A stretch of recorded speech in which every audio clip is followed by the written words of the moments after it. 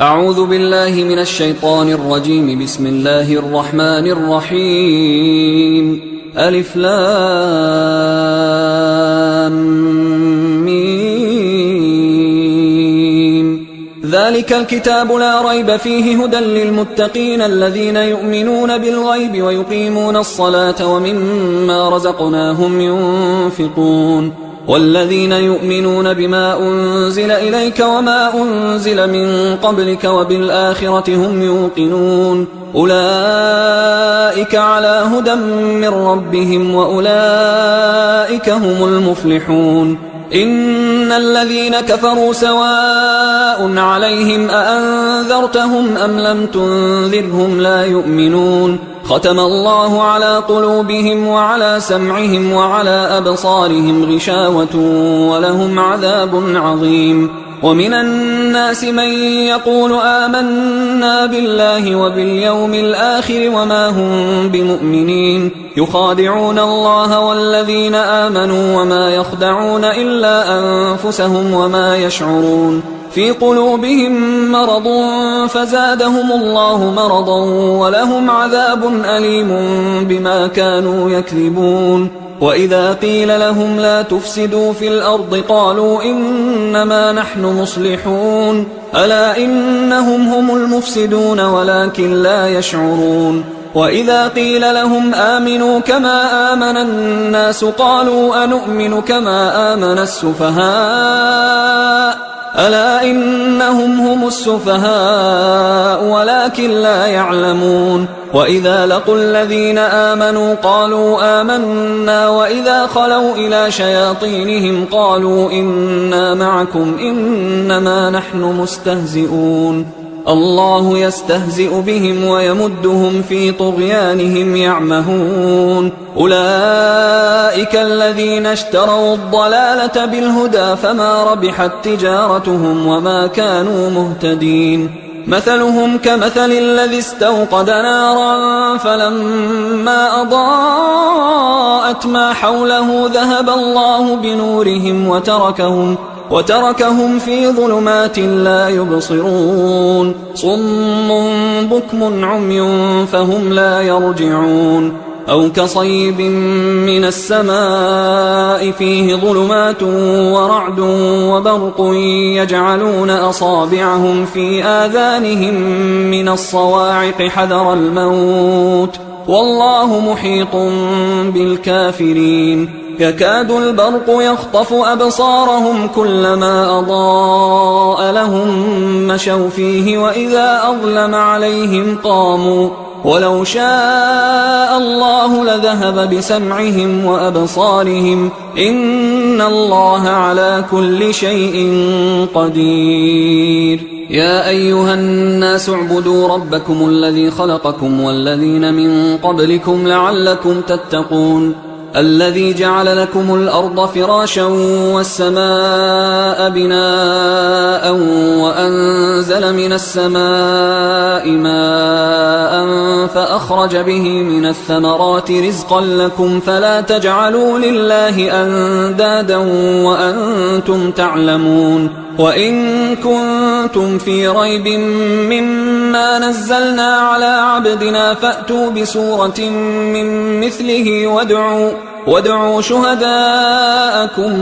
من دون الله إن كنتم صادقين فإن لم تفعلوا ولن تفعلوا فاتقوا النار التي وقودها الناس والحجارة أعدت للكافرين. وبشر الذين آمنوا وعملوا الصالحات أن لهم جنات تجري من تحتها الأنهار كلما رزقوا منها من ثمرة رزقا قالوا هذا الذي رزقنا من قبل وأتوا به متشابها ولهم فيها أزواج مطهرة وهم فيها خالدون. إن الله لا يستحيي أن يضرب مثلا ما بعوضة فما فوقها فأما الذين آمنوا فيعلمون أنه الحق من ربهم وأما الذين كفروا فيقولون ماذا أراد الله بهذا مثلا يضل به كثيرا ويهدي به كثيرا وما يضل به إلا الفاسقين الذين ينقضون عهد الله من بعد ميثاقه ويقطعون ما أمر الله به أن يوصل ويفسدون في الأرض أولئك هم الخاسرون. كيف تكفرون بالله وكنتم أمواتا فأحياكم ثم يميتكم ثم يحييكم ثم إليه ترجعون. هو الذي خلق لكم ما في الأرض جميعا ثم استوى إلى السماء فسواهن 7 سماوات وهو بكل شيء عليم. وإذ قال ربك للملائكة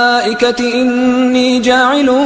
في الأرض خليفة قالوا أتجعل فيها من يفسد فيها ويسفك الدماء ونحن نسبح بحمدك ونقدس لك قال إني أعلم ما لا تعلمون. وعلم آدم الأسماء كلها ثم عرضهم على الملائكة فقال أنبئوني بأسماء هؤلاء إن كنتم صادقين. قالوا سبحانك لا علم لنا إلا ما علمتنا إنك أنت العليم الحكيم. قال يا آدم أنبئهم بأسمائهم فلما أنبأهم بأسمائهم قال ألم أقل لكم إني أعلم غيب السماوات والأرض وأعلم ما تبدون وما كنتم تكتمون. وإذ قلنا للملائكة اسجدوا لآدم فسجدوا إلا إبليس أبى واستكبر وكان من الكافرين. وقلنا يا آدم اسكن أنت وزوجك الجنة وكلا منها رغدا حيث شئتما ولا تقربا هذه الشجرة فتكونا من الظالمين. فأزلهما الشيطان عنها فأخرجهما مما كانا فيه وقلنا اهبطوا بعضكم لبعض عدو ولكم في الأرض مستقر ومتاع إلى حين. فتلقى آدم من ربه كلمات فتاب عليه إنه هو التواب الرحيم. قلنا اهبطوا منها جميعا فإما يأتينكم مني هدى فمن تبع هداي فلا خوف عليهم ولا هم يحزنون. والذين كفروا وكذبوا بآياتنا أولئك أصحاب النار هم فيها خالدون. يا بني إسرائيل اذكروا نعمتي التي أنعمت عليكم وأوفوا بعهدي أوف بعهدكم وإياي فارهبون. وآمنوا بما أنزلت مصدقا لما معكم ولا تكونوا أول كافر به ولا تشتروا بآياتي ثمنا قليلا وإياي فاتقون. ولا تلبسوا الحق بالباطل وتكتموا الحق وأنتم تعلمون. وأقيموا الصلاة وآتوا الزكاة واركعوا مع الراكعين. أتأمرون الناس بالبر وتنسون أنفسكم وأنتم تتلون الكتاب أفلا تعقلون. واستعينوا بالصبر والصلاة وإنها لكبيرة إلا على الخاشعين الذين يظنون أنهم ملاقو ربهم وأنهم إليه راجعون. يا بني إسرائيل اذكروا نعمتي التي أنعمت عليكم وأني فضلتكم على العالمين. واتقوا يوما لا تجزي نفس عن نفس شيئا ولا يقبل منها شفاعة ولا يؤخذ منها عدل ولا هم ينصرون. وإذ نجيناكم من آل فرعون يسومونكم سوء العذاب يذبحون أبناءكم ويستحيون نساءكم وفي ذلكم بلاء من ربكم عظيم. وإذ فرقنا بكم البحر فأنجيناكم وأغرقنا آل فرعون وأنتم تنظرون. وإذ واعدنا موسى 40 ليلة ثم اتخذتم العجل من بعده وأنتم ظالمون. ثم عفونا عنكم من بعد ذلك لعلكم تشكرون وإذ آتينا موسى الكتاب والفرقان لعلكم تهتدون وإذ قال موسى لقومه يا قوم إنكم ظلمتم أنفسكم باتخاذكم العجل فتوبوا إلى بارئكم فاقتلوا أنفسكم ذلكم خير لكم عند بارئكم فتاب عليكم إنه هو التواب الرحيم وإذ قلتم يا موسى لن نؤمن لك حتى نرى الله جهرة فأخذتكم الصاعقة وأنتم تنظرون ثم بعثناكم من بعد موتكم لعلكم تشكرون وظللنا عليكم الغمام وأنزلنا عليكم المن والسلوى كلوا من طيبات ما رزقناكم وما ظلمونا ولكن كانوا أنفسهم يظلمون وإذ قلنا ادخلوا هذه القرية فكلوا منها حيث شئتم رغدا وادخلوا الباب سجدا وقولوا حطة نغفر لكم خطاياكم وسنزيد المحسنين فبدل الذين ظلموا قولا غير الذي قيل لهم فأنزلنا على الذين ظلموا رجزا من السماء بما كانوا يفسقون وإذ استسقى موسى لقومه فقلنا اضرب بعصاك الحجر فانفجرت منه 12 عينا قد علم كل أناس مشربهم كلوا واشربوا من رزق الله ولا تعثوا في الأرض مفسدين وإذ قلتم يا موسى لن نصبر على طعام واحد فادع لنا ربك يخرج لنا مما تنبت الأرض من بقلها وقثائها وفومها وعدسها وبصلها قال أتستبدلون الذي هو أدنى بالذي هو خير اهبطوا مصرا فإن لكم ما سألتم وضربت عليهم الذلة والمسكنة وباءوا بغضب من الله ذلك بأنهم كانوا يكفرون بآيات الله ويقتلون النبيين بغير الحق ذلك بما عصوا وكانوا يعتدون إن الذين آمنوا والذين هادوا والنصارى والصابئين من آمن بالله واليوم الآخر وعمل صالحا فلهم أجرهم عند ربهم ولا خوف عليهم ولا هم يحزنون وإذ أخذنا ميثاقكم ورفعنا فوقكم الطور خذوا ما آتيناكم بقوة واذكروا ما فيه لعلكم تتقون ثم توليتم من بعد ذلك فلولا فضل الله عليكم ورحمته لكنتم من الخاسرين ولقد علمتم الذين اعتدوا منكم في السبت فقلنا لهم كونوا قردة خاسئين فجعلناها نكالا لما بين يديها وما خلفها وموعظة للمتقين وإذ قال موسى لقومه إن الله يأمركم أن تذبحوا بقرة قالوا أتتخذنا هزوا قال أعوذ بالله أن أكون من الجاهلين قالوا ادع لنا ربك يبين لنا ما هي قال إنه يقول إنها بقرة لا فارض ولا بكر عوان بين ذلك فافعلوا ما تؤمرون قالوا ادع لنا ربك يبين لنا ما لونها قال إنه يقول إنها بقرة صفراء فاقع لونها تسر الناظرين قالوا ادع لنا ربك يبين لنا ما هي إن البقرة شابه علينا وإنا إن شاء الله لمهتدون قال إنه يقول إنها بقرة لا ذلول تثير الأرض ولا تسقي الحرث مسلمة لا شية فيها قالوا الآن جئت بالحق فذبحوها وما كادوا يفعلون وإذ قتلتم نفسا فادارأتم فيها والله مخرج ما كنتم تكتمون فقلنا اضربوه ببعضها كذلك يحيي الله الموتى ويريكم آياته لعلكم تعقلون ثم قست قلوبكم من بعد ذلك فهي كالحجارة أو أشد قسوة وإن من الحجارة لما يتفجر منه الأنهار وإن منها لما يشقق فيخرج منه الماء وإن منها لما يهبط من خشية الله وما الله بغافل عما تعملون أفتطمعون أن يؤمنوا لكم وقد كان فريق منهم يسمعون كلام الله ثم يحرفونه من بعد ما عقلوه وهم يعلمون وإذا لقوا الذين آمنوا قالوا آمنا وإذا خلا بعضهم إلى بعض قالوا أتحدثونهم بما فتح الله عليكم ليحاجوكم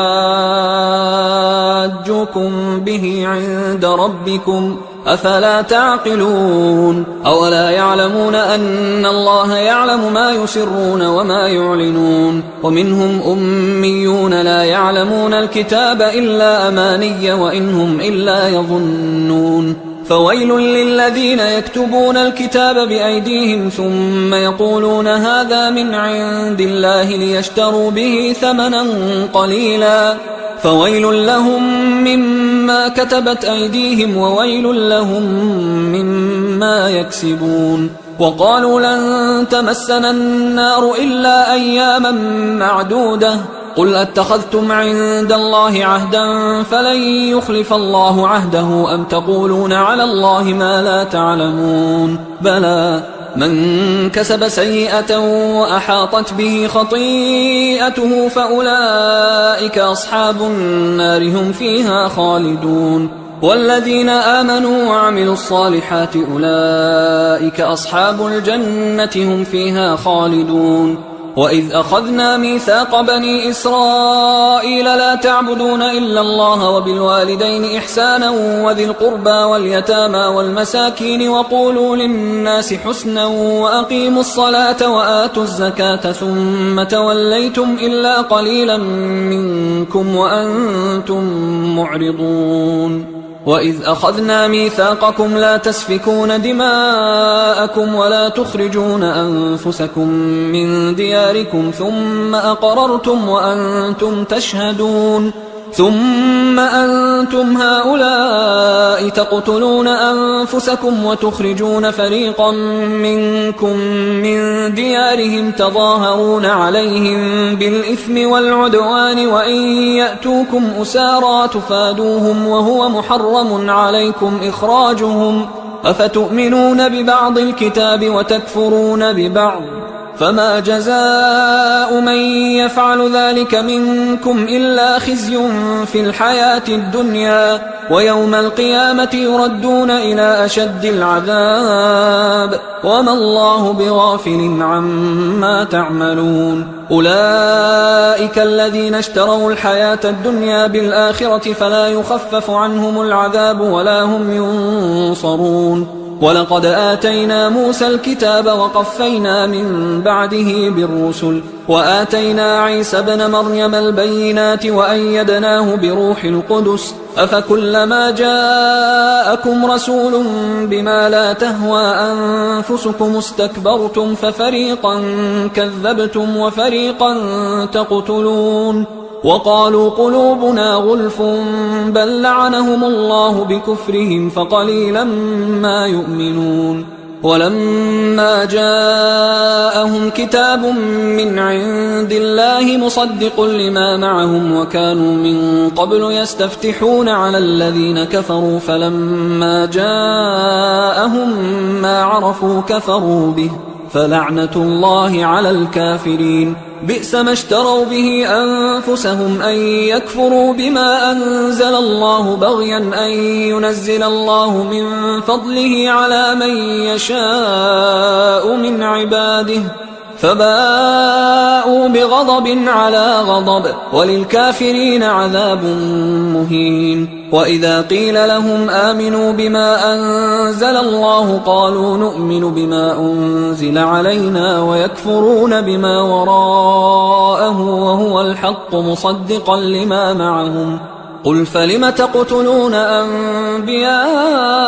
الله من قبل إن كنتم مؤمنين ولقد جاءكم موسى بالبينات ثم اتخذتم العجل من بعده وأنتم ظالمون وإذ أخذنا ميثاقكم ورفعنا فوقكم الطور خذوا ما آتيناكم بقوة واسمعوا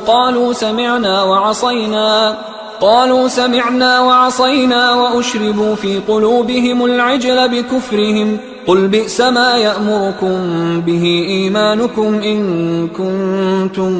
مؤمنين قل إن كانت لكم الدار الآخرة عند الله خالصة من دون الناس فتمنوا الموت إن كنتم صادقين ولن يتمنوه أبدا بما قدمت أيديهم والله عليم بالظالمين ولتجدنهم أحرص الناس على حياة ومن الذين أشركوا يود أحدهم لو يعمر 1000 سنة وما هو بمزحزحه من العذاب أن يعمر والله بصير بما يعملون قل من كان عدوا لجبريل فإنه نزله على قلبك بإذن الله مصدقا لما بين يديه وهدى وبشرى للمؤمنين من كان عدوا لله وملائكته ورسله وجبريل وميكال فإن الله عدو للكافرين ولقد أنزلنا إليك آيات بينات وما يكفر بها إلا الفاسقون أوكلما عاهدوا عهدا نبذه فريق منهم بل أكثرهم لا يؤمنون ولما جاءهم رسول من عند الله مصدق لما معهم نبذ فريق من الذين أوتوا الكتاب كتاب الله وراء ظهورهم كأنهم لا يعلمون واتبعوا ما تتلو الشياطين على ملك سليمان وما كفر سليمان ولكن الشياطين كفروا يعلمون الناس السحر وما أنزل على الملكين ببابل هاروت وماروت وما يعلمان من أحد حتى يقولا إنما نحن فتنة فلا تكفر فيتعلمون منهما ما يفرقون به بين المرء وزوجه وما هم بضارين به من أحد إلا بإذن الله ويتعلمون ما يضرهم ولا ينفعهم ولقد علموا لمن اشتراه ما له في الآخرة من خلاق ولبئس ما شروا به أنفسهم لو كانوا يعلمون ولو أنهم آمنوا واتقوا لمثوبة من عند الله خير لو كانوا يعلمون يا أيها الذين آمنوا لا تقولوا راعنا وقولوا انظرنا واسمعوا وللكافرين عذاب أليم ما يود الذين كفروا من أهل الكتاب ولا المشركين أن ينزل عليكم من خير من ربكم والله يختص برحمته من يشاء والله ذو الفضل العظيم ما ننسخ من آية أو ننسها نأت بخير منها أو مثلها ألم تعلم أن الله على كل شيء قدير ألم تعلم أن الله له ملك السماوات والأرض وما لكم من دون الله من ولي ولا نصير أم تريدون أن تسألوا رسولكم كما سئل موسى من قبل ومن يتبدل الكفر بالإيمان فقد ضل سواء السبيل ود كثير من أهل الكتاب لو يردونكم من بعد إيمانكم كفارا حسدا من عند أنفسهم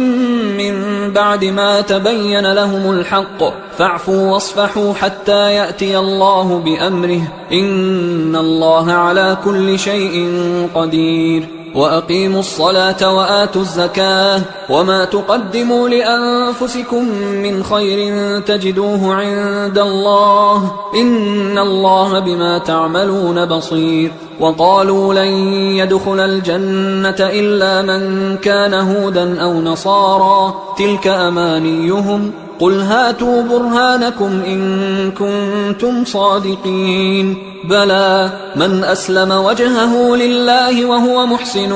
فله أجره عند ربه ولا خوف عليهم ولا هم يحزنون. وقالت اليهود ليست النصارى على شيء وقالت النصارى ليست اليهود على شيء وهم يتلون الكتاب كذلك قال الذين لا يعلمون مثل قولهم فالله يحكم بينهم يوم القيامة فيما كانوا فيه يختلفون. ومن أظلم ممن منع مساجد الله أن يذكر فيها اسمه وسعى في خرابها أولئك ما كان لهم أن يدخلوها إلا خائفين لهم في الدنيا خزي ولهم في الآخرة عذاب عظيم. ولله المشرق والمغرب فأينما تولوا فثم وجه الله إن الله واسع عليم. وقالوا اتخذ الله ولدا سبحانه بل له ما في السماوات والأرض كل له قانتون بديع السماوات والأرض وإذا قضى أمرا فإنما يقول له كن فيكون. وقال الذين لا يعلمون لولا يكلمنا الله أو تأتينا آية كذلك قال الذين من قبلهم مثل قولهم تشابهت قلوبهم قد بينا الآيات لقوم يوقنون. إنا أرسلناك بالحق بشيرا ونذيرا ولا تسأل عن أصحاب الجحيم. ولن ترضى عنك اليهود ولا النصارى حتى تتبع ملتهم قل إن هدى الله هو الهدى ولئن اتبعت أهواءهم بعد الذي جاءك من العلم ما لك من الله من ولي ولا نصير. الذين آتيناهم الكتاب يتلونه حق تلاوته أولئك يؤمنون به ومن يكفر به فأولئك هم الخاسرون. يا بني إسرائيل اذكروا نعمتي التي أنعمت عليكم وأني فضلتكم على العالمين واتقوا يوما لا تجزي نفس عن نفس شيئا ولا يقبل منها عدل ولا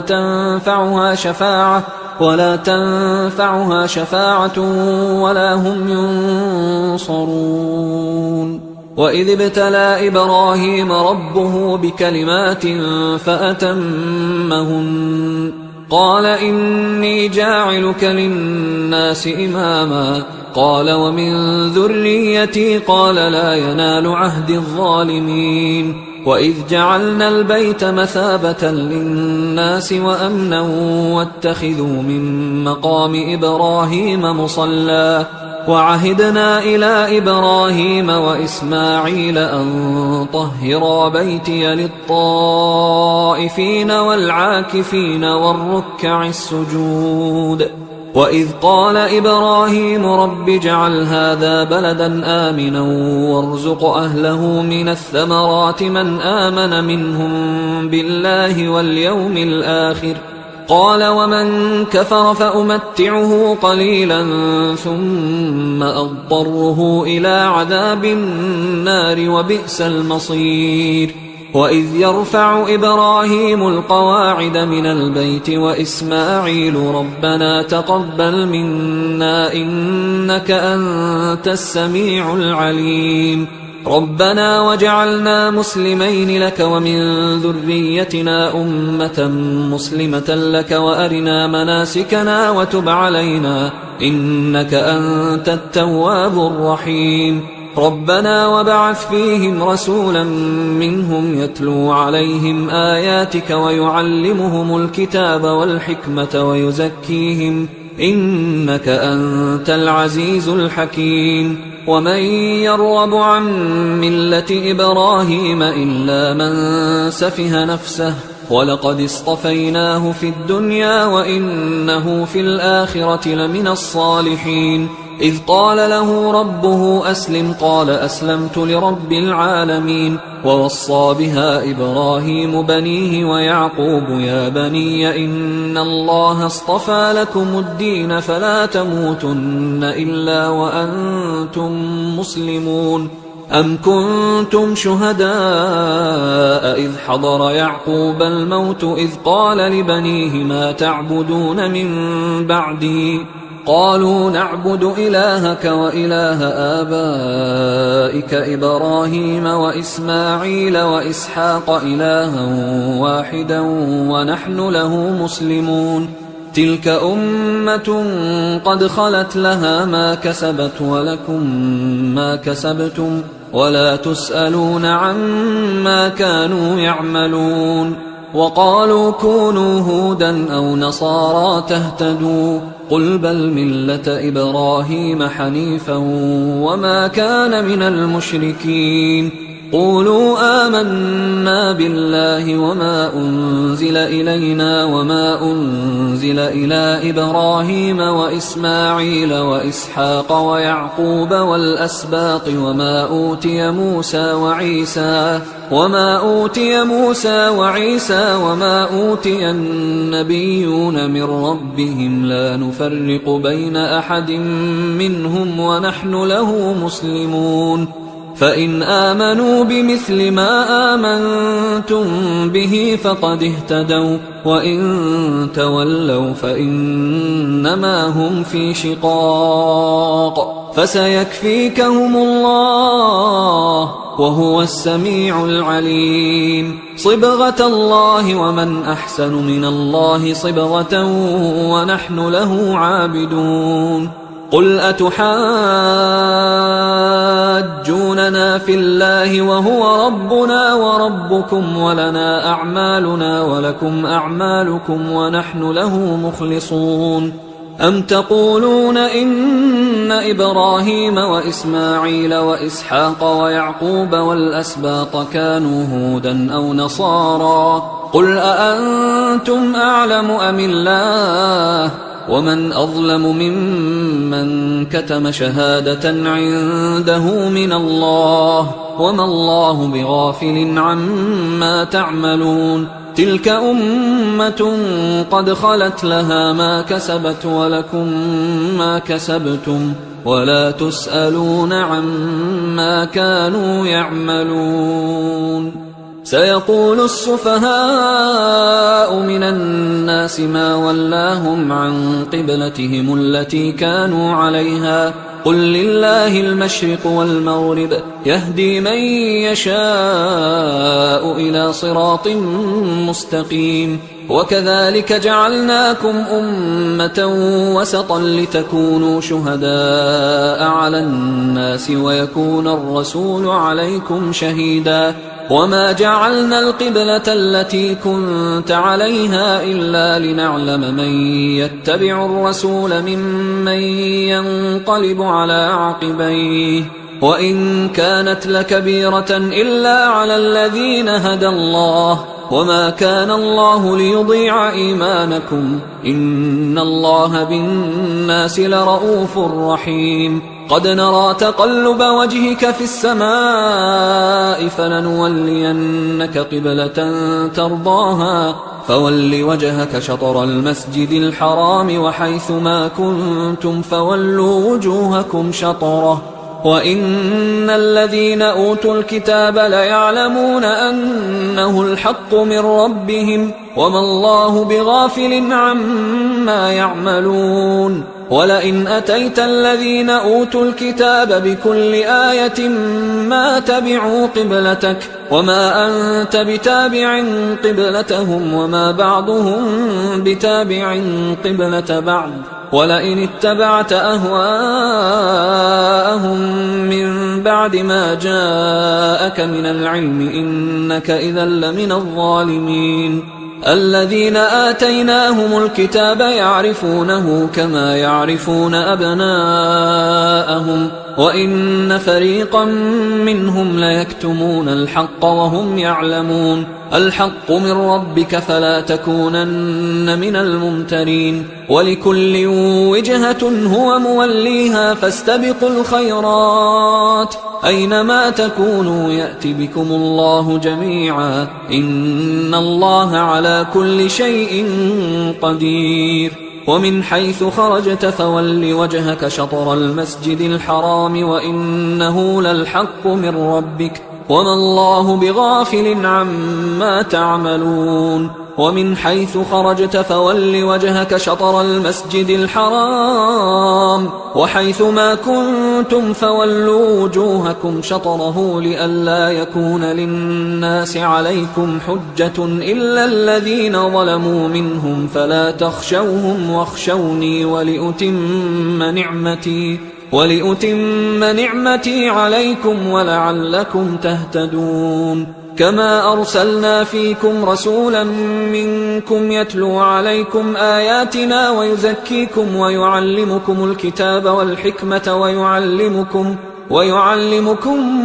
ما لم تكونوا تعلمون فاذكروني أذكركم واشكروا لي ولا تكفرون يا أيها الذين آمنوا استعينوا بالصبر والصلاة إن الله مع الصابرين ولا تقولوا لمن يقتل في سبيل الله أموات بل أحياء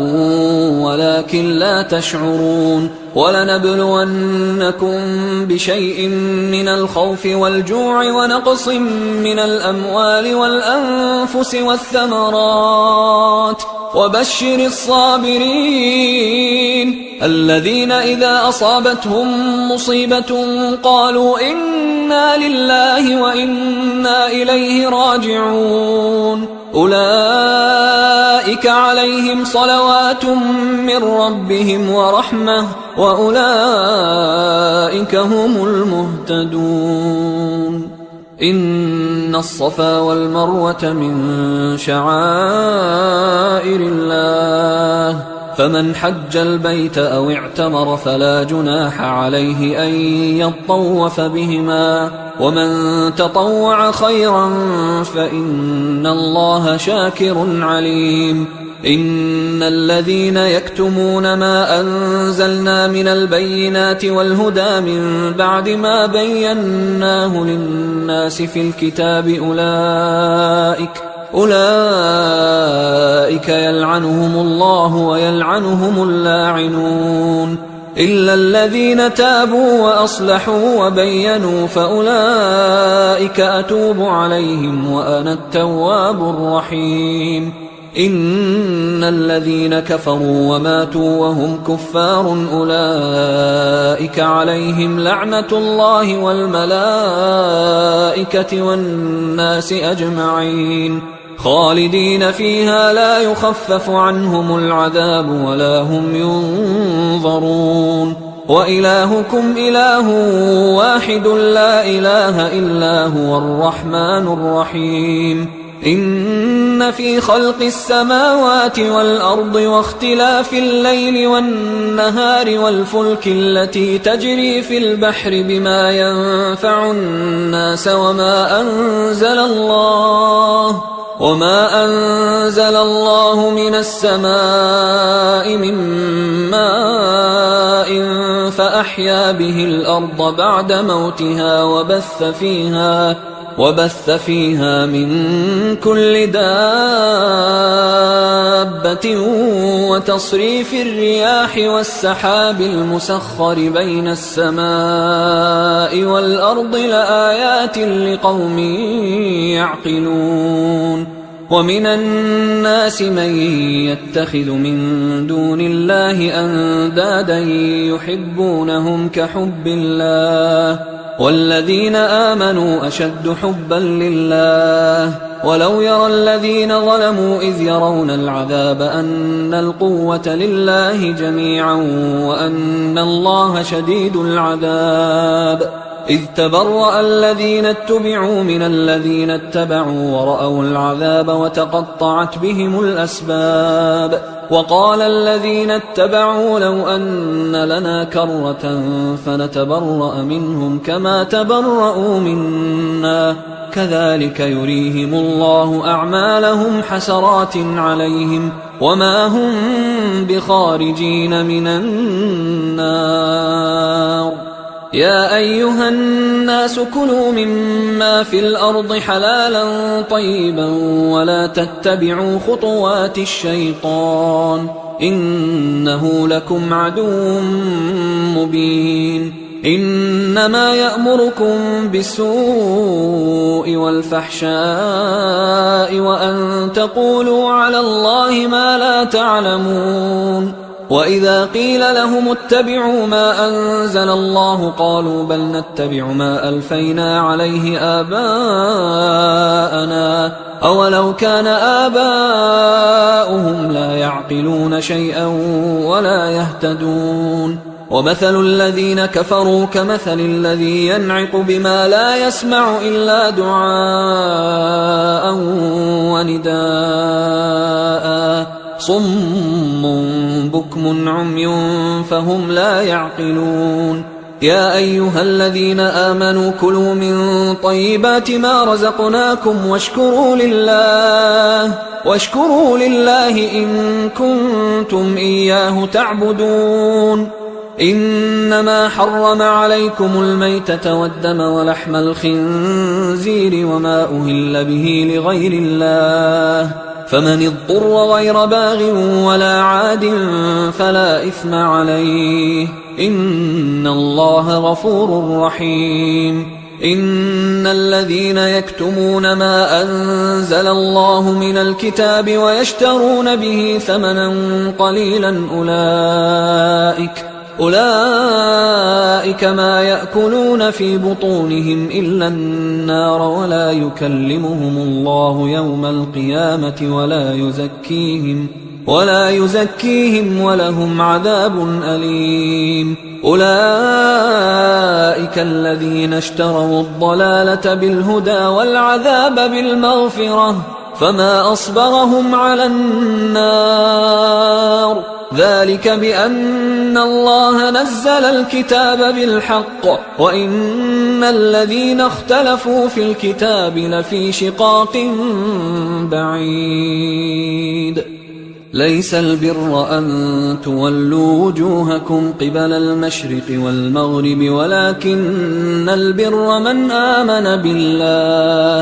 ولكن البر من آمن بالله واليوم الآخر والملائكة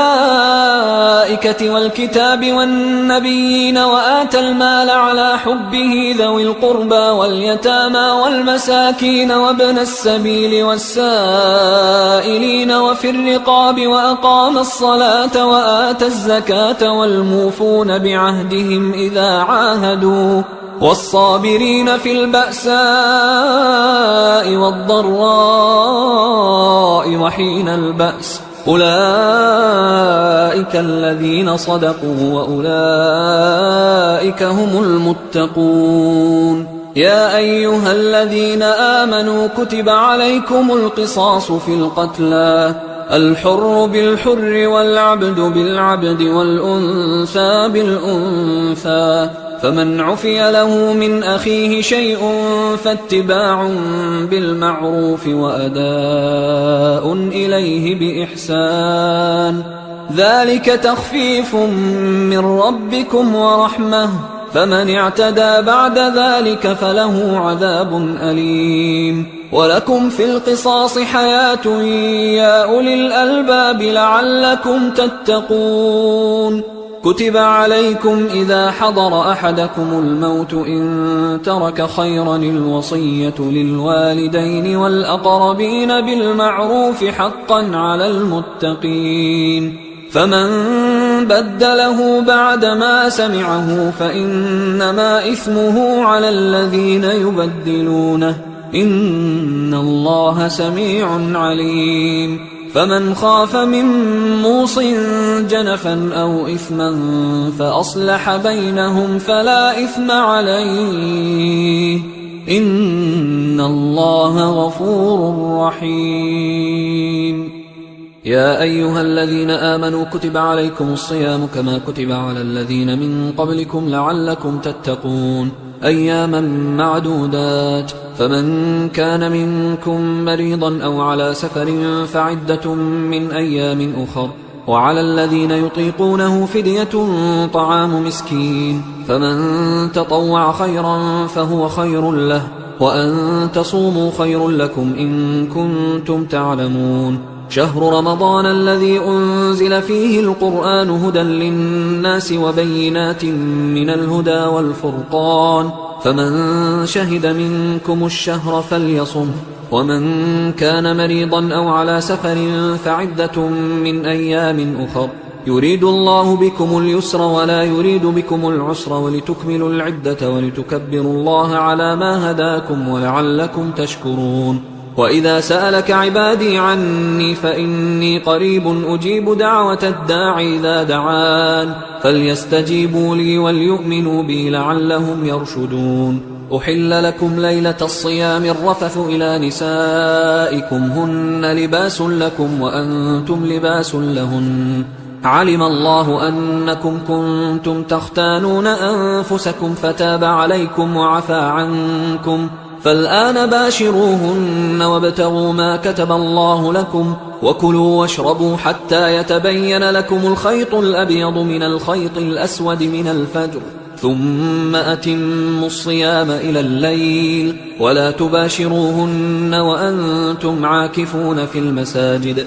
تلك حدود الله فلا تقربوها، كذلك يبين الله آياته للناس لعلهم يتقون. ولا تأكلوا أموالكم بينكم بالباطل وتدلوا بها إلى الحكام لتأكلوا فريقا من أموال الناس بالإثم وأنتم تعلمون. يسألونك عن الأهلة قل هي مواقيت للناس والحج، وليس البر بأن تأتوا البيوت من ظهورها ولكن البر من اتقى، وأتوا البيوت من أبوابها واتقوا الله لعلكم تفلحون. وقاتلوا في سبيل الله الذين يقاتلونكم ولا تعتدوا إن الله لا يحب المعتدين. وقتلوهم حيث ثقفتموهم وأخرجوهم من حيث أخرجوكم والفتنة أشد من القتل، ولا تقاتلوهم عند المسجد الحرام حتى يقاتلوكم فيه، فإن قاتلوكم فاقتلوهم، كذلك جزاء الكافرين، فإن انتهوا فإن الله غفور رحيم. وقاتلوهم حتى لا تكون فتنة ويكون الدين لله، فإن انتهوا فلا عدوان إلا على الظالمين. الشهر الحرام بالشهر الحرام والحرمات قصاص، فمن اعتدى عليكم فاعتدوا عليه بمثل ما اعتدى عليكم، واتقوا الله واعلموا أن الله مع المتقين. وأنفقوا في سبيل الله ولا تلقوا بأيديكم إلى التهلكة وأحسنوا إن الله يحب المحسنين. وأتموا الحج والعمرة لله، فإن أحصرتم فما استيسر من الهدي، ولا تحلقوا رؤوسكم حتى يبلغ الهدي محله، فمن كان منكم مريضا أو به أذى من رأسه ففدية من صيام أو صدقة أو نسك، فإذا أمنتم فمن تمتع بالعمرة إلى الحج فما استيسر من الهدي، فمن لم يجد فصيام 3 أيام في الحج و7 إذا رجعتم، تلك 10 كاملة، ذلك لمن لم يكن أهله حاضر المسجد الحرام. واتقوا الله واعلموا أن الله شديد العقاب. الحج أشهر معلومات، فمن فرض فيهن الحج فلا رفث ولا فسوق ولا جدال في الحج وما تفعلوا من خير يعلمه الله وتزودوا فإن خير الزاد التقوى واتقون يا أولي الألباب ليس عليكم جناح أن تبتغوا فضلا من ربكم فإذا أفضتم من عرفات فاذكروا الله عند المشعر الحرام واذكروه كما هداكم وإن كنتم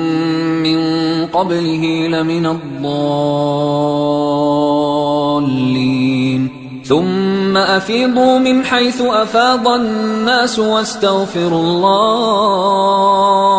إن الله غفور رحيم فإذا قضيتم مناسككم فاذكروا الله كذكركم آباءكم أو أشد ذكرا فمن الناس من يقول ربنا آتنا في الدنيا وما له في الآخرة من خلاق ومنهم من يقول ربنا آتنا في الدنيا حسنة وفي الآخرة حسنة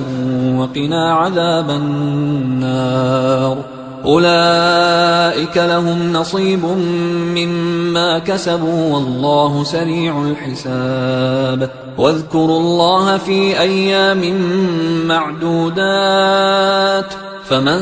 تعجل في يومين فلا إثم عليه ومن تأخر فلا إثم عليه لمن اتقى واتقوا الله واعلموا أنكم إليه تحشرون ومن الناس من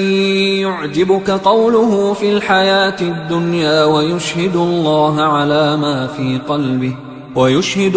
على ما في قلبه وهو ألد الخصام وإذا تولى سعى في الأرض ليفسد فيها ويهلك الحرث والنسل والله لا يحب الفساد وإذا قيل له اتق الله أخذته العزة بالإثم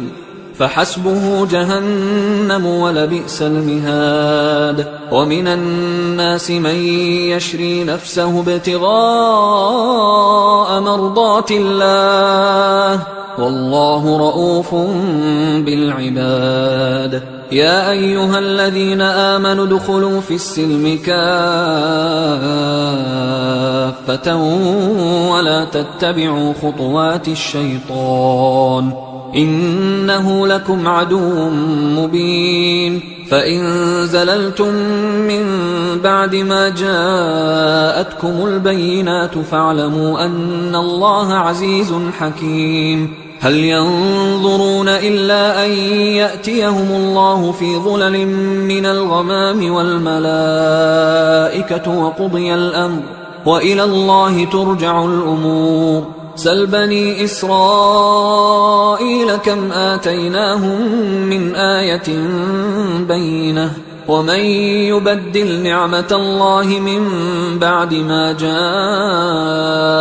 فإن الله شديد العقاب زين للذين كفروا الحياة الدنيا ويسخرون من الذين آمنوا والذين اتقوا فوقهم يوم القيامة والله يرزق من يشاء بغير حساب كان الناس أمة واحدة فبعث الله النبيين مبشرين ومنذرين وأنزل معهم الكتاب بالحق ليحكم بين الناس فيما اختلفوا فيه وما اختلف فيه إلا الذين أوتوه من بعد ما جاءتهم البينات بغيا بينهم فهدى الله الذين آمنوا لما اختلفوا فيه من الحق بإذنه والله يهدي من يشاء إلى صراط مستقيم أم حسبتم أن تدخلوا الجنة ولما يأتكم مثل الذين خلوا من قبلكم مستهم البأساء والضراء وزلزلوا حتى يقول الرسول والذين آمنوا معه متى نصر الله ألا إن نصر الله قريب يسألونك ماذا ينفقون قل ما أنفقتم من خير فللوالدين والأقربين واليتامى والمساكين وابن السبيل وما تفعلوا من خير فإن الله به عليم كتب عليكم القتال وهو كره لكم وعسى أن تكرهوا شيئا وهو خير لكم وعسى أن تحبوا شيئا وهو شر لكم والله يعلم وأنتم لا تعلمون يسألونك عن الشهر الحرام قتال فيه قل قتال فيه كبير وصد عن سبيل الله وكفر به والمسجد الحرام وإخراج أهله منه أكبر عند الله والفتنة أكبر من القتل ولا يزالون يقاتلونكم حتى يردوكم عن دينكم إن استطاعوا ومن يرتدد منكم عن دينه فيمت وهو كافر فأولئك حبطت أعمالهم في الدنيا والآخرة وأولئك أصحاب النار هم فيها خالدون إن الذين آمنوا والذين هاجروا وجاهدوا في سبيل الله أولئك يرجون رحمة الله والله غفور رحيم يسألونك عن الخمر والميسر قل فيهما إثم كبير ومنافع للناس وإثمهما أكبر من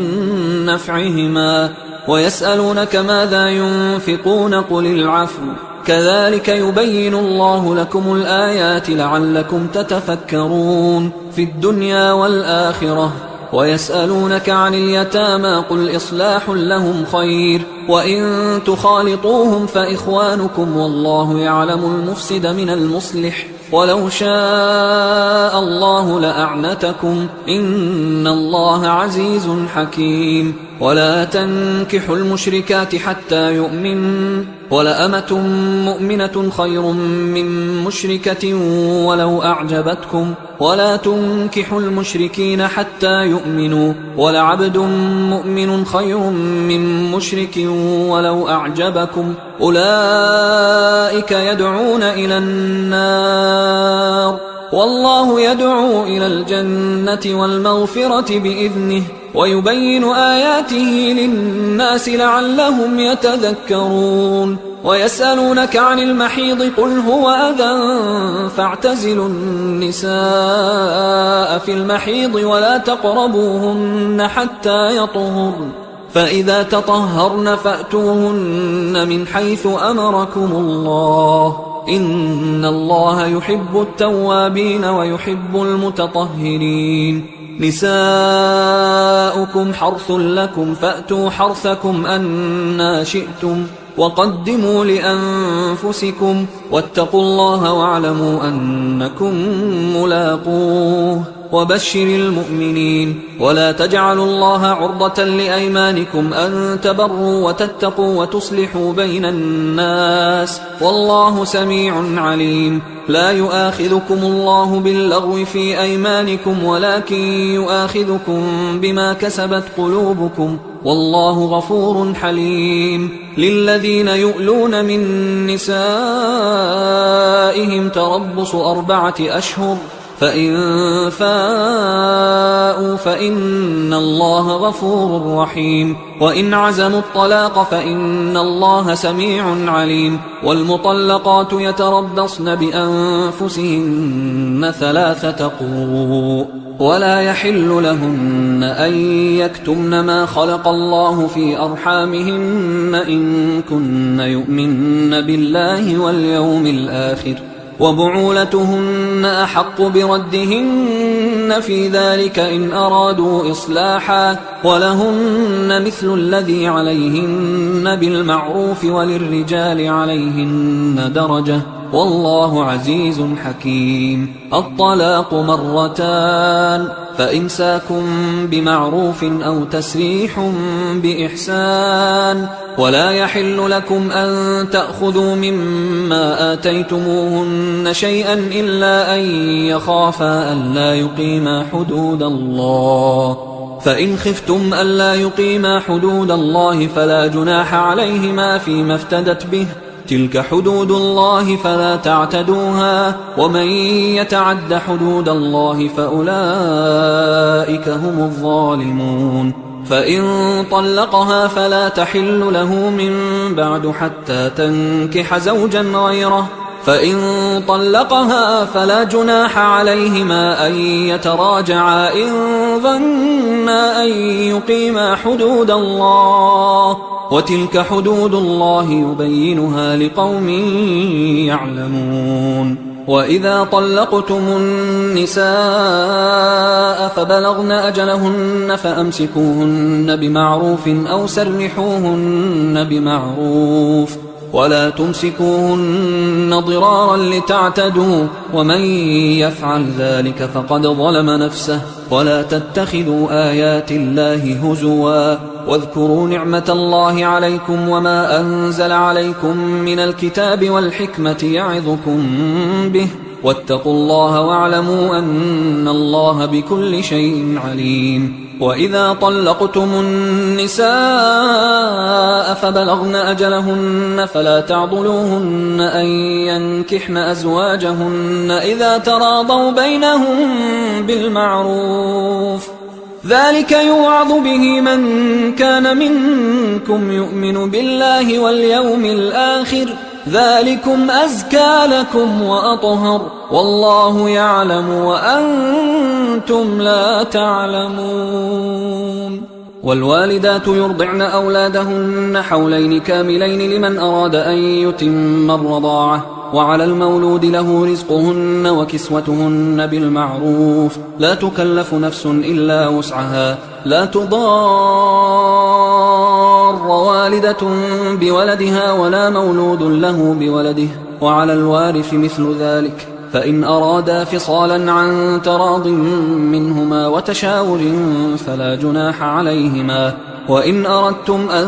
تسترضعوا أولادكم فلا جناح عليكم إذا سلمتم ما آتيتم بالمعروف، واتقوا الله واعلموا أن الله بما تعملون بصير. والذين يتوفون منكم ويذرون أزواجا يتربصن بأنفسهن 4 أشهر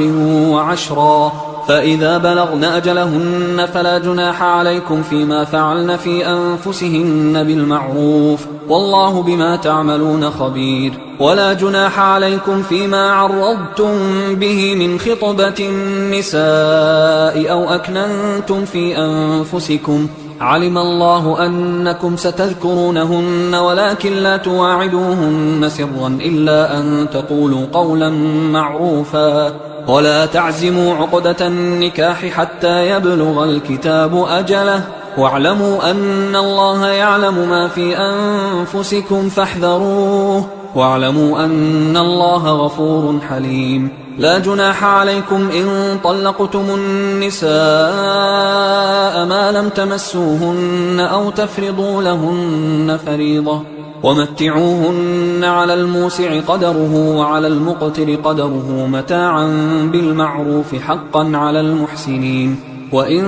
طلقتموهن من قبل أن تمسوهن وقد فرضتم لهن فريضة فنصف ما فرضتم إلا أن يعفون أو يعفو الذي بيده عقدة النكاح، وأن تعفوا أقرب للتقوى، ولا تنسوا الفضل بينكم، إن الله بما تعملون بصير. حافظوا على الصلوات والصلاة الوسطى وقوموا لله قانتين، فإن خفتم فرجالا أو ركبانا، فإذا أمنتم فاذكروا الله كما علمكم ما لم تكونوا تعلمون. والذين يتوفون منكم ويذرون أزواجا وصية لأزواجهم متاعا إلى الحول غير إخراج، فإن خرجن فلا جناح عليكم فيما فعلن في أنفسهن من معروف، والله عزيز حكيم. وللمطلقات متاع بالمعروف حقا على المتقين، كذلك يبين الله لكم آياته لعلكم تعقلون. ألم تر إلى الذين خرجوا من ديارهم وهم ألوف حذر الموت فقال لهم الله موتوا ثم أحياهم، إن الله لذو فضل على الناس ولكن أكثر الناس لا يشكرون وقاتلوا في سبيل الله واعلموا أن الله سميع عليم من ذا الذي يقرض الله قرضا حسنا فيضاعفه له أضعافا كثيرة والله يقبض ويبسط وإليه ترجعون ألم تر إلى الملأ من بني إسرائيل من بعد موسى إذ قالوا لنبي له مبعث لنا ملكا نقاتل في سبيل الله قال هل عسيتم إن كتب عليكم القتال ألا تقاتلوا قالوا وما لنا ألا نقاتل في سبيل الله وقد أخرجنا من ديارنا وأبنائنا فلما كتب عليهم القتال تولوا إلا قليلا منهم والله عليم بالظالمين وقال لهم نبيهم إن الله قد بعث لكم طالوت ملكا قالوا أنى يكون له الملك علينا ونحن أحق بالملك منه ولم يؤت سعة من المال قال إن الله اصطفاه عليكم وزاده بسطة في العلم والجسم والله يؤتي ملكه من يشاء والله واسع عليم وقال لهم نبيهم إن آية ملكه أن يأتيكم التابوت فيه سكينة من ربكم وبقية مما ترك آل موسى وآل هارون تحمله الملائكة إن في ذلك لآية لكم إن كنتم مؤمنين فلما فصل طالوت بالجنود قال إن الله مبتليكم بنهر فمن شرب منه فليس مني ومن لم يطعمه فإنه مني إلا من اغترف غرفة بيده فشربوا منه إلا قليلا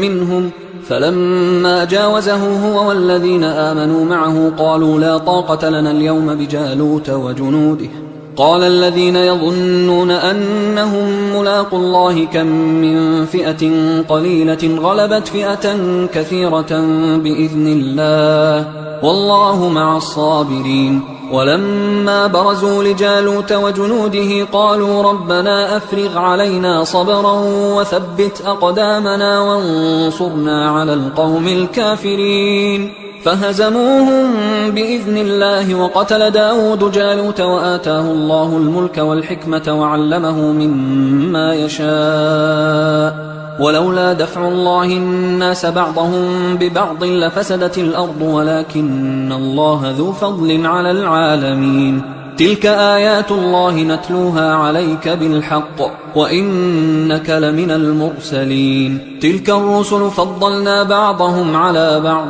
منهم من كلم الله ورفع بعضهم درجات وآتينا عيسى ابن مريم البينات وأيدناه بروح القدس ولو شاء الله ما اقتتل الذين من بعدهم من بعد ما جاءتهم البينات ولكن اختلفوا فمنهم من آمن ومنهم من كفر ولو شاء الله ما اقتتلوا ولكن الله يفعل ما يريد يا أيها الذين آمنوا أنفقوا مما رزقناكم من قبل أن يأتي يوم لا بيع فيه ولا خلة ولا شفاعة والكافرون هم الظالمون الله لا إله إلا هو الحي القيوم لا تأخذه سنة ولا نوم له ما في السماوات وما في الأرض من ذا الذي يشفع عنده إلا بإذنه يعلم ما بين أيديهم وما خلفهم ولا يحيطون بشيء من علمه إلا بما شاء وسع كرسيه السماوات والأرض ولا يؤوده حفظهما وهو العلي العظيم لا إكراه في الدين قد تبين الرشد من الغي فمن يكفر بالطاغوت ويؤمن بالله فقد استمسك بالعروة الوثقى لا انفصام لها والله سميع عليم الله ولي الذين آمنوا يخرجهم من الظلمات إلى النور والذين كفروا أولياؤهم الطاغوت يخرجونهم من النور إلى الظلمات أولئك أصحاب النار هم فيها خالدون. ألم تر إلى الذي حاج إبراهيم في ربه أن آتاه الله الملك إذ قال إبراهيم ربي الذي يحيي ويميت قال أنا أحيي وأميت. قال إبراهيم فإن الله يأتي بالشمس من المشرق فأت بها من المغرب فبهت الذي كفر والله لا يهدي القوم الظالمين. أو كالذي مر على قرية وهي خاوية على عروشها قال أنى يحيي هذه الله بعد موتها فأماته الله 100 عام ثم بعثه قال كم لبثت؟ قال لبثت يوما أو بعض يوم. قال بل لبثت 100 عام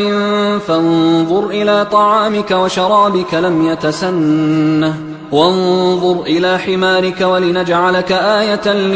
للناس وانظر إلى العظام كيف ننشزها ثم نكسوها لحما فلما تبين له قال أعلم أن الله على كل شيء قدير. وإذ قال إبراهيم رب أرني كيف تحيي الموتى قال أولم تؤمن قال بلى ولكن ليطمئن قلبي قال فخذ 4 من الطير فصرهن إليك ثم اجعل على كل جبل منهن جزءا ثم ادعهن يأتينك سعيا واعلم أن الله عزيز حكيم. مثل الذين ينفقون أموالهم في سبيل الله كمثل حبة أنبتت 7 سنابل في كل سنبلة 100 حبة والله يضاعف لمن يشاء والله واسع عليم. الذين ينفقون أموالهم في سبيل الله ثم لا يتبعون ما أنفقوا منا ولا أذى لهم أجرهم عند ربهم ولا خوف عليهم ولا هم يحزنون. قول معروف ومغفرة خير من صدقة يتبعها أذى والله غني حليم. يا أيها الذين آمنوا لا تبطلوا صدقاتكم بالمن والأذى كالذي ينفق ماله رئاء الناس ولا يؤمن بالله واليوم الآخر فمثله كمثل صفوان عليه تراب فأصابه وابل فتركه صلدا لا يقدرون على شيء مما كسبوا والله لا يهدي القوم الكافرين. ومثل الذين ينفقون أموالهم ابتغاء مرضات الله وتثبيتا من أنفسهم كمثل جنة بربوة أصابها وابل فآتت أكلها ضعفين فإن لم يصبها وابل فطل والله بما تعملون بصير. أيود أحدكم أن تكون له جنة من نخيل وأعناب تجري من تحتها الأنهار له فيها من كل الثمرات وأصابه الكبر وله ذرية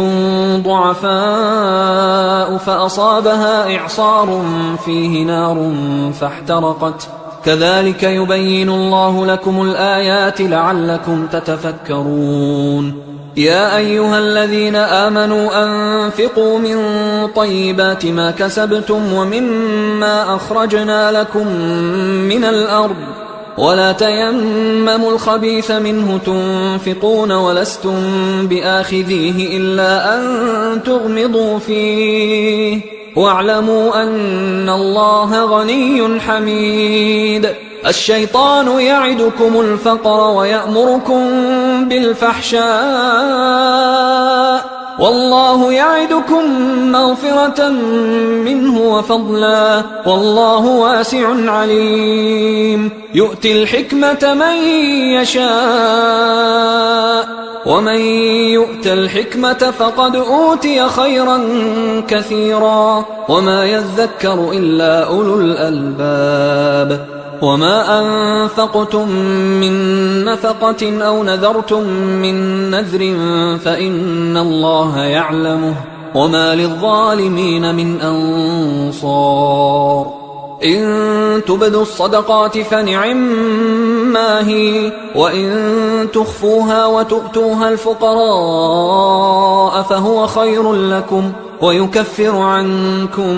من سيئاتكم والله بما تعملون خبير ليس عليك هداهم ولكن الله يهدي من يشاء وما تنفقوا من خير فلأنفسكم وما تنفقون إلا ابتغاء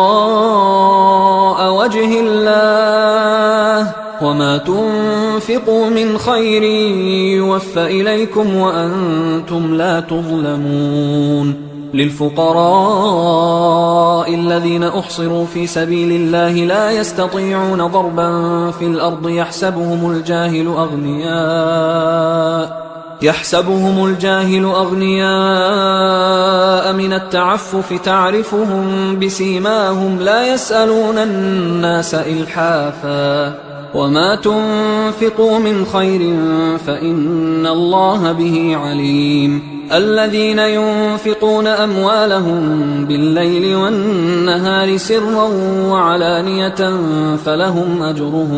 فلهم أجرهم عند ربهم ولا خوف عليهم ولا هم يحزنون الذين يأكلون الربا لا يقومون إلا كما يقوم الذي يتخبطه الشيطان من المس ذلك بأنهم قالوا إنما البيع مثل الربا وأحل الله البيع وحرم الربا فمن جاءه موعظة من ربه فانتهى فله ما سلف وأمره إلى الله ومن عاد فأولئك أصحاب النار هم فيها خالدون يمحق الله الربا ويربي الصدقات والله لا يحب كل كفار أثيم إن الذين آمنوا وعملوا الصالحات وأقاموا الصلاة وآتوا الزكاة لهم أجرهم عند ربهم ولا خوف عليهم ولا هم يحزنون يا أيها الذين آمنوا اتقوا الله وذروا ما بقي من الربا إن كنتم مؤمنين فإن لم تفعلوا فأذنوا بحرب من الله ورسوله وإن تبتم فلكم رؤوس أموالكم لا تظلمون ولا تظلمون وإن كان ذو عسرة فنظرة إلى ميسرة وأن تصدقوا خير لكم إن كنتم تعلمون واتقوا يوما ترجعون فيه إلى الله ثم توفى كل نفس ما كسبت وهم لا يظلمون يا أيها الذين آمنوا إذا تداينتم بدين إلى أجل مسمى فاكتبوه وليكتب بينكم كاتب بالعدل ولا يأب كاتب أن يكتب كما علمه الله فليكتب وليملل الذي عليه الحق وليتق الله ربه ولا يبخس منه شيئا فإن كان الذي عليه الحق سفيها أو ضعيفا أو لا يستطيع أن يمله فليملل وليه بالعدل واستشهدوا شهيدين من رجالكم فإن لم يكونا رجلين فرجل وامرأتان ممن ترضون من الشهداء أن تضل إحداهما فتذكر إحداهما الأخرى ولا يأبى الشهداء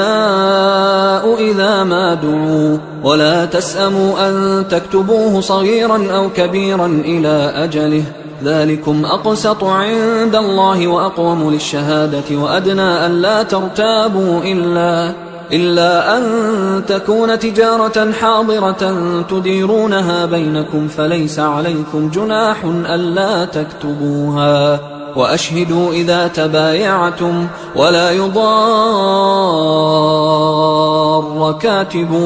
ولا شهيد وإن تفعلوا فإنه فسوق بكم واتقوا الله ويعلمكم الله والله بكل شيء عليم وإن كنتم على سفر ولم تجدوا كاتبا فرهان مقبوضة، فإن أمن بعضكم بعضا فليؤدي الذي اؤتمن أمانته وليتق الله ربه ولا تكتموا الشهادة، ومن يكتمها فإنه آثم قلبه والله بما تعملون عليم. لله ما في السماوات وما في الأرض، وإن تبدوا ما في أنفسكم أو تخفوه يحاسبكم به الله فيغفر لمن يشاء ويعذب من يشاء والله على كل شيء قدير. آمن الرسول بما أنزل إليه من ربه والمؤمنون كل آمن بالله وملائكته وكتبه ورسله لا نفرق بين أحد من رسله وقالوا سمعنا وأطعنا غفرانك ربنا وإليك المصير. لا يكلف الله نفسا إلا وسعها، لها ما كسبت وعليها ما اكتسبت. ربنا لا تؤاخذنا إن نسينا أو أخطأنا، ربنا ولا تحمل علينا إصرا كما حملته على الذين من قبلنا، ربنا ولا تحملنا ما لا طاقة لنا به واعف عنا واغفر لنا وارحمنا أنت مولانا فانصرنا على القوم الكافرين. حصريا على قارئ القرآن.